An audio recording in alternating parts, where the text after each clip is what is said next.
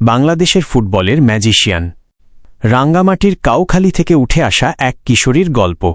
পাহাড়ের প্রতিকূলতা জয় করে কিভাবে তিনি জাতীয় দলের অবিচ্ছেদ্য অংশ হয়ে উঠলেন, তা যে কোনো তরুণ অ্যাথলেটের জন্য অনুপ্রেরণা।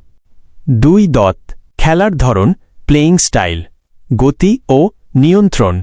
ঋতুপর্ণার প্রধান শক্তি তার অবিশ্বাস্য গতি। লেফট উইঙ্গার, বাম পায়ে তার নিখুঁত ক্রস এবং কাট-ইন শটগুলো প্রতিপক্ষের রক্ষণভাগকে এলোমেলো করে দেয়। মানসিক দৃঢ়তা, বড় ম্যাচে স্নায়ু ধরে রেখে গোল করার অসাধারণ ক্ষমতা। 3. স্মরণীয় অর্জন।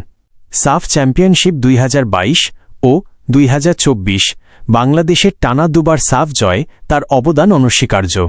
বিশেষ করে 2024 সালের ফাইনালে নেপালের বিপক্ষে তার সেই জয়সূচক গোলটি বাংলাদেশের ফুটবল ইতিহাসে স্বর্ণাক্ষরে লেখা থাকবে। টুর্নামেন্ট সেরা 2024 সাফ নারী চ্যাম্পিয়নশিপে তিনি মোস্ট ভ্যালুয়েবল প্লেয়ার বা টুর্নামেন্ট সেরা খেলোয়াড় নির্বাচিত হন। 4. নারী ফুটবলে প্রভাব। তিনি প্রমাণ করেছেন যে সুযোগ এবং সঠিক পৃষ্ঠপোষকতা পেলে বাংলাদেশের মেয়েরাও আন্তর্জাতিক মানে পৌঁছাতে পারে।